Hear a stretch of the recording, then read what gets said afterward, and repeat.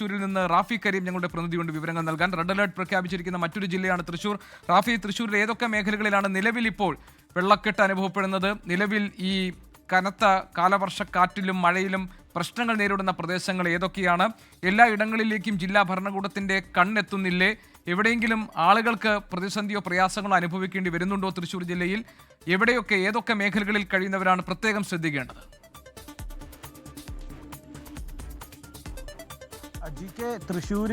തൃശ്ശൂരിൻ്റെ മലയോര മേഖലയിലും ഒപ്പം തന്നെ തൃശ്ശൂർ നഗരത്തിലുമെല്ലാം വലിയ തോതിലുള്ള മഴ കഴിഞ്ഞ മണിക്കൂറുകളിലെല്ലാം തന്നെ പെയ്തിട്ടുണ്ട്. ഇന്ന് രാവിലെ മുതൽ തുടങ്ങിയ മഴയിൽ വ്യാപകമായ നാശനഷ്ടമാണ് തൃശ്ശൂർ ജില്ലയിൽ ഉണ്ടായത്. ഇപ്പോൾ ഞാൻ നിൽക്കുന്നത് എരുമപ്പെട്ടിയിലാണ്. എരുമപ്പെട്ടിയിൽ ഇന്ന് രാവിലെ പെയ്ത ശക്തമായ മഴയിലും രാവിലെ വീശിയടിച്ച ശക്തമായ കാറ്റിലും നശിച്ച ഒരു വീട്ടിലാണുള്ളത്. ഈ വീട് പൂർണ്ണമായും തകർന്ന ഒരവസ്ഥയിലാണുള്ളത്. എന്നോടൊപ്പം ഇവിടുത്തെ പഞ്ചായത്ത് മെമ്പർ അടക്കമുള്ള ആളുകൾ, ഈ പ്രദേശവാസികൾ അടക്കമുള്ള ആളുകളുണ്ട്.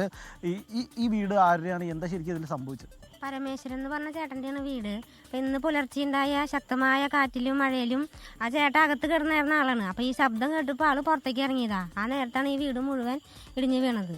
അതുകൊണ്ട് മാത്രമാണ് ആ ചേട്ടൻ രക്ഷപ്പെട്ടത്. ആ ചേട്ടൻ്റെ അമ്മ മരിച്ചു, അച്ഛൻ മരിച്ചു, ഭാര്യ ഇല്ല. ആൾ തനിച്ചാണ് താമസിച്ചിരുന്നത്. അപ്പോൾ ഇപ്പം ആളെ തന്നെ ഇവിടെ ഗുരുവായൂർ ഒരു ബന്ധുണ്ട്, ആളുടെ വീട്ടിലേക്ക് മാറ്റി കൊടുക്കുകയാണ്. പഞ്ചായത്ത് പ്രസിഡന്റും വില്ലേജ് ഓഫീസറൊക്കെ വന്നിട്ടുണ്ടായിരുന്നു. ഈ പ്രദേശത്ത് മഴയിൽ വേറെയും നാശനഷ്ടങ്ങളൊക്കെ റിപ്പോർട്ട് ചെയ്തിട്ടുണ്ടോ? ഉണ്ട്. ഒന്ന് രണ്ട് വീടുണ്ട് ഇതേപോലെ തന്നെ. അത് പിന്നെ ഓരോ സൈഡാണ് വീണിട്ടുള്ളൂ. പിന്നെ അതേമാതിരി മരങ്ങൾ വീണുണ്ട്. ഒരുപാട് നാശനഷ്ടങ്ങൾ ഉണ്ടായിട്ടുണ്ട്.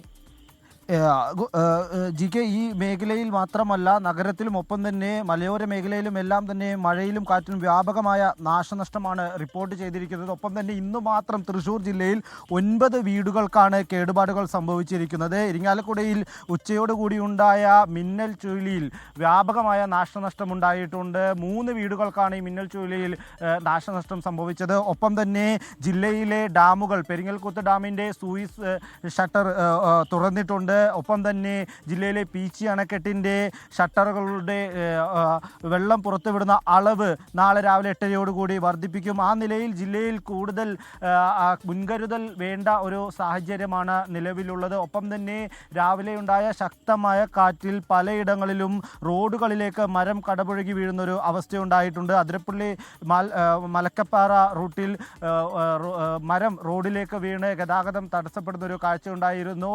ജില്ലയുടെ മലയോര മേഖലയായ അതിരപ്പള്ളി മലക്കപ്പാറ റൂട്ടിലേക്കുള്ള വാഹന ഗതാഗതത്തിൽ നിയന്ത്രണം ഏർപ്പെടുത്തിയിട്ടുണ്ട്. ഒപ്പം തന്നെ ജില്ലയിലെ നദികളിൽ ജലനിരപ്പ്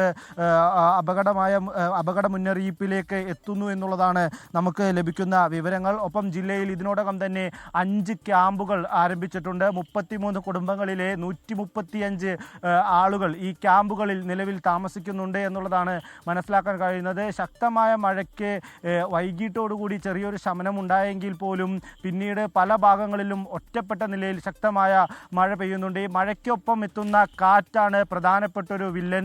ഈ കാറ്റ് ശക്തമായി വീശുമ്പോൾ മരങ്ങൾ വീടുകളിലേക്ക് മറിഞ്ഞു വീണാണ് ഇത്തരത്തിൽ അപകടങ്ങളും നാശനഷ്ടങ്ങളും ഉണ്ടാകുന്നത്. ഒപ്പം തന്നെ ജില്ലയുടെ തീരദേശ മേഖലയിലും ശക്തമായ കടൽക്ഷോഭം അനുഭവപ്പെടുന്നുണ്ട്. പല സ്ഥലങ്ങളിലും വെള്ളം കയറുന്ന ഒരു സാഹചര്യവുമുണ്ട്. ഒപ്പം തന്നെ നഗരത്തിലേക്ക് എത്തിയാൽ പല സ്ഥലങ്ങളിലും വെള്ളക്കെട്ട് രൂപപ്പെടുന്ന ഒരു അവസ്ഥയുണ്ട്.